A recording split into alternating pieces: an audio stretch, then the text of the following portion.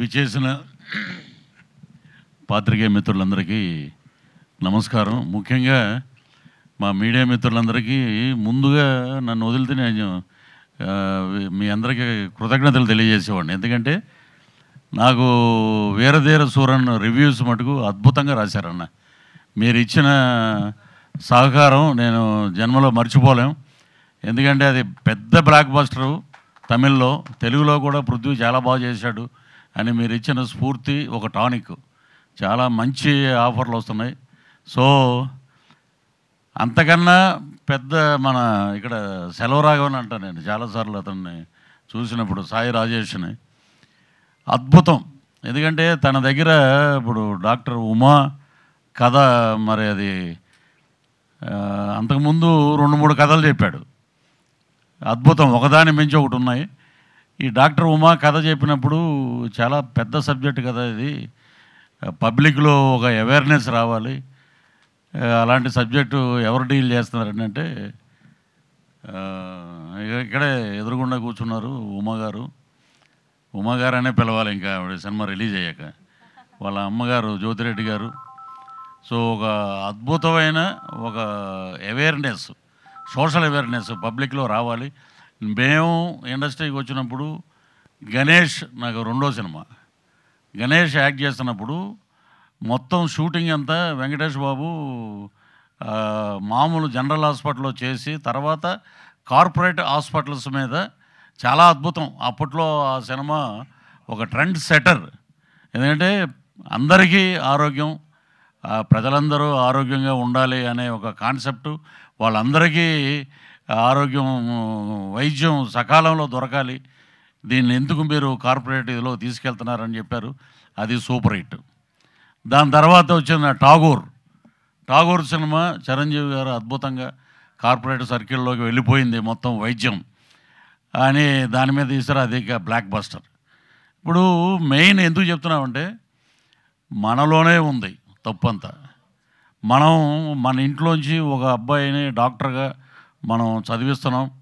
వాడు అంతకుముందు ఒక 25 years బ్యాక్ ఎలా ఉండేదంటే మేబీ డాక్టర్ అయితే ఆ ఊర్లోనే అతను ప్రాక్టీస్ చేసేవాడు, అక్కడే ఉండేవాడు, ప్రజలకు దగ్గరగా ఉండేవాడు. మేము చాలామందిని చూసాం అలా డాక్టర్స్ని. ఆ డాక్టర్సే చాలామంది దేవుళ్ళ చూస్తారు.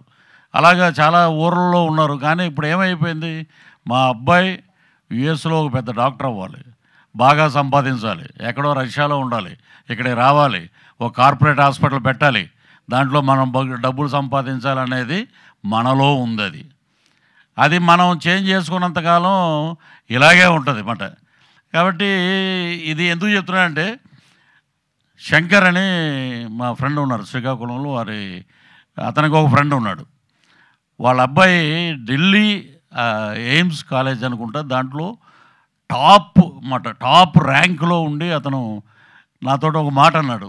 ఏంటంటే, అన్నా నేను డాక్టర్ అయిపోయాక ఇంటీరియర్ విలేజ్ శ్రీకాకుళంకి మారుమూల పాలకొండ అనే ఒక ఊర్లో పుట్టి పెరిగిన అబ్బాయి. ఆ వాతావరణం కూడా చూశాను నేను. ఒక ఎలా ఉంటుందంటే ఆ విలేజ్లో ఉన్న ఆ ఇళ్ళు కానీ అవి కానీ, అక్కడి నుంచి తను చదువుకుని ఇండియాలోనే టాప్ ర్యాంకులోకి వెళ్ళి అక్కడ ఢిల్లీలోనే ఒక పెద్ద డాక్టర్ గారు అమ్మాయిని మ్యారేజ్ చేసుకుని తను వచ్చి శ్రీకాకుళంలో హాస్పిటల్ కట్టిస్తున్నాడు. రేపు జూన్లోనో జూలైలోనో ఓపెన్ అవుతుందన్నమాట. పేద ప్రజలకు దగ్గరగా ఉండాలి, it is not a corporate hospital అని చెప్పి ఇలా వచ్చాడు. అలాగా ఉన్నారు కొంతమంది. ఆ కోవలో మరి హీరోయిన్కి మరి దీని మీద అవేర్నెస్ ఎలా వచ్చిందో తెలియదు.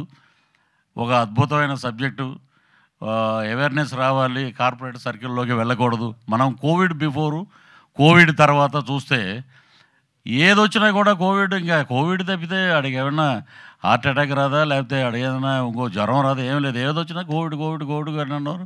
అవన్నీ అలాగా మొత్తం ఏదొచ్చినా పంచుకున్నారు డబ్బులు మొత్తం. ప్రభుత్వాలు చూడాలి, భారతదేశం ఎప్పుడు బాగుంటుందంటే ఇవన్నీ కాదండి, ఆరోగ్యంగా ప్రజలు బాగున్నప్పుడే దేశం బ్రహ్మాండంగా ఉంటుంది. సో ఈ అవేర్నెస్ తీసుకొచ్చి చిన్న అమ్మాయి ఈ సినిమాలో ఇంత కాన్సెప్ట్ ఉంది అంటే ఇప్పుడు మాకు క్యారెక్టర్ ఇచ్చి డైరెక్టర్ గారి మంచి మనసు ఏంటంటే ఈ సినిమాలో అందరూ ఉండాలి అని చెప్పి ఒక క్యారెక్టర్ మేము దాంట్లో ఏం చేసామనేది అంటే దొంగ డాక్టర్లు వీళ్ళందరూ. సో అలాగ వచ్చి ఇలా చేస్తున్నారే ఈ అబ్బాయిది ఒక స్టోరీ ఉంటుంది, ట్రాజడీ అన్నమాట స్టోరీ అంతా. భార్యను కూడా కోల్పోతాడు తన. సో ఇలాంటి ఇన్సిడెంట్లు చూసి ఆ డాక్టర్ ఉమా ఎగైనెస్ట్ కార్పొరేట్ సర్కిల్లో ఉన్నటువంటి అజయ్ ఘోష్ గారితో వాళ్ళతోటి డైరెక్ట్ ఫైట్ చేసి ఈ అమ్మాయిని కూడా లేపేయాలి అనే ఒక కాన్సెప్ట్ మనం రెగ్యులర్గా జరిగే ప్రాసెస్ అది. సో దాని మీద గట్టిగా పోరాడి సినిమాని ఒక అందమైన ఒక కావ్యంగా దాన్ని అద్భుతంగా ఒక మెసేజ్తో పాటు ఇప్పుడు ఉన్న సొసైటీలో ఇలా ఉండాలి, ఇలాగ ఉంటే ఇదే పరిస్థితి మనం ప్రతిరోజు చూస్తూనే ఉన్నాం. సో మనలో మార్పు రావాలి, అందరికీ ఆరోగ్యం కావాలి. సో కార్పొరేట్ సర్కిల్ని మనం కూడా అవాయిడ్ చేయడం మొదలుపెట్టిన కాడి నుంచి మన జీవితాలు దేశం అన్నీ బాగుంటాయి. సో మా స్వర్గీయ సిరివెన్నెల సీతారామ శాస్త్రి గారు మేము సింధూరం చేసేటప్పుడు దాంట్లో ఒక పాట నక్సలైట్ల మీద రాశారు. ఆ పాట అర్ధ శతాబ్దపు అజ్ఞానాన్ని స్వతంత్రం అందాము అనే పాట. అది బ్యాక్గ్రౌండ్ వచ్చే సాంగు, ప్రమోషనల్ సాంగు అప్పట్లో కృష్ణవంశీ గారి దర్శకత్వంలో. అలాగా మా సాయి రాజేష్ ఇంత అద్భుతంగా కంపోజ్ చేసి ఈ పాటని తీసుకొచ్చి పెట్టడం నిజంగా నాకు అది గుర్తొచ్చింది అది. సో ఇది అద్భుతంగా ఈ సినిమాలో హీరోయిన్ చాలా అద్భుతంగా చేసింది. అలాగే మా హీరో నా పేరే పృథ్వీ ఈజ్ ఫ్రమ్ కన్నడ అయినా కూడా ఆయన అద్భుతంగా తెలుగు అబ్బాయే, కన్నడ కాదు, భాషా భేదం లేదు నటీనటులకి. సో ఈ రోజున అక్కడి నుంచి వచ్చిన యాక్టర్స్ అందరూ చాలామంది, మన రిషబ్ శెట్టి కానీ బ్రదర్, ఇప్పుడు ఈ సినిమాలో చాలా షేడ్స్ ఉన్నాయి, నాట్ ఓన్లీ సింగర్, దాన్ని కథ అంతా వేరే ఉంది, అది ఇప్పుడు రివీల్ చేయకూడదు అది. సో అద్భుతంగా యాక్ట్ చేశాడు తను. సో నేను కూడా తనతో 2 రోజులు తన కాంబినేషన్లు చేసాం. అగ్రెసివ్గా ఆ ఫైట్స్ కానీ ఆ సాంగ్స్ కానీ ఇవన్నీ చాలా అద్భుతంగా చేశాడు. సో ఆ భగవంతుడు ఈ ఇద్దరికి హీరోయిన్కి వారికి ఆయురారోగ్య ఐశ్వర్యాలు ఇవ్వాలని, అలాగే ఈ సినిమా మరి లైన్ ప్రొడ్యూసర్ అంటారు, ఇంకొకటి అంటే నాకు అలాంటివి చెప్పడం రాదు, కానీ మన జ్యోతిరెడ్డి గారికి అద్భుతమైన డబ్బులు రావాలి, వెనకాల ఉన్న వాళ్ళకే డబ్బులు రావాలి, ఆమెకు డబ్బులు వస్తే అందరికీ ఇస్తారు అది. అలాగా ఆవిడకి డబ్బులు రావాలి. అలాగే ఇక్కడ దీంట్లో యాక్ట్ చేసినటువంటి ఆర్టిస్టులు అందరూ, మా చింటూ కానీ ఇక మిగతా ఉన్న యాక్టర్స్ అందరూ చాలా అద్భుతంగా చేశారు. సో సాయి రాజేష్ అద్భుతమైన డైరెక్టర్ అవుతాడు. అలాగే ఈ సినిమాలో లోబో కూడా యాక్ట్ చేశాడని నాకు ఎక్కడ ఉందో స్కోప్ నాకు అర్థం అవ్వలేదు, ఎందుకంటే ఇట్ ఈజే ఎక్కడో పెట్టుంటారు లోబోని పాపం. చాలది, ఎందుకంటే ఇప్పుడు ఏప్రిల్ 18న రిలీజ్ అవుతున్న లేడీ ఓరియంటెడ్ సినిమా. సో మీ పోరాటం ఒక సొసైటీ మీదే పెట్టారు, మీరు ఆరోగ్యం మీద పెట్టారు. సో భగవంతుడు మీకు అన్ని రకాలుగా హెల్ప్ చేస్తాడు. సో దీన్ని ఇంకా పబ్లిక్లోకి తీసుకెళ్లాలంటే మీడియా మిత్రుల ద్వారా ఇది సాధ్యం. అది ఏ సినిమానైనా ఏ ప్రోగ్రామ్నైనా జనాల్లోకి తీసుకెళ్లేది మీడియా కాబట్టి. సో మేము డాక్టర్స్కి హాస్పిటల్స్కి వ్యతిరేకం కాదండి, బట్ దీంట్లో ఉన్న కంటెంట్ ఏంటంటే అందరినీ సమాన దృష్టితో చూడండి, కార్పొరేట్ సర్కిల్లోకి వెళ్ళకండి అనేది వారి భావన. సో దానికి కూడా బ్రహ్మాండమైన అప్లాజ్ వస్తుంది. మీరు చేసిన అంటే చాలా వరకు ప్రొడ్యూస్ చేస్తే గ్లామరస్గా 4 ఫైట్లు అవి పెట్టి లేడీ ఓరియంటెడ్ సినిమా చేయొచ్చు, కానీ ఒక మంచి మెసేజ్ తోటి పాటు మీరు సినిమా చేయటం, దాంట్లో మా బ్రదర్ అని కూడా అనలో మా అబ్బాయి అని అంటాం పృథ్వీ. అలాగే ఇక్కడ 2 సంవత్సరాల క్రితం షూటింగ్లో కలిశాడు అతను శ్రీకాంత్ అని, ఇక్కడ ఎక్కడో ఉండాలి, ఇక్కడ వాళ్ళు కూడా 2 సంవత్సరాల తర్వాత ఇప్పుడు ఏంటో ఎలా ఉన్నామంటే నెంబర్ లేదండి అన్నాడు. మొన్న నెంబర్ లేదు, ఇప్పుడు కాదు. సో అలాగా ఉంటారు ఆర్టిస్టులు కొంతమంది అలాగా. అలాగే బలగం భామ, ఆమె ఇప్పుడు ఆ సినిమా చేస్తున్నారమ్మా. నెక్స్ట్ సినిమాలో అంటే ఒక సినిమాకి వాడుకొని ఇంకో సినిమాకి పెట్టరు, అదే వచ్చింది మన దౌర్భాగ్యం. సో అలాగే లిరిక్స్ రాసినటువంటి ఆయన తమ్ముడు, అలాగే డ్యాన్స్ మాస్టర్ గారికి, రాజు తోట మన కెమెరామెన్ అయితే అద్భుతం, అలాగే మ్యూజిక్ డైరెక్టరు, ఇంకా పేరుని అందరూ నిజంగా.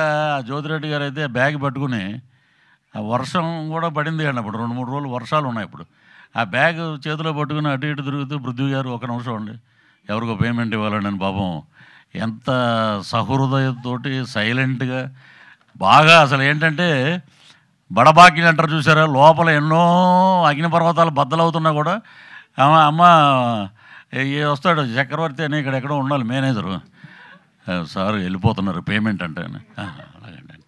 అందరినీ బాగా చూసి అందరికీ బాగా భోజనాలు పెట్టి డబ్బులు ఇచ్చి సినిమాకి ఆవిడ పడిన కష్టం నిజంగా అదే ఆమెకే తెలియాలి అది.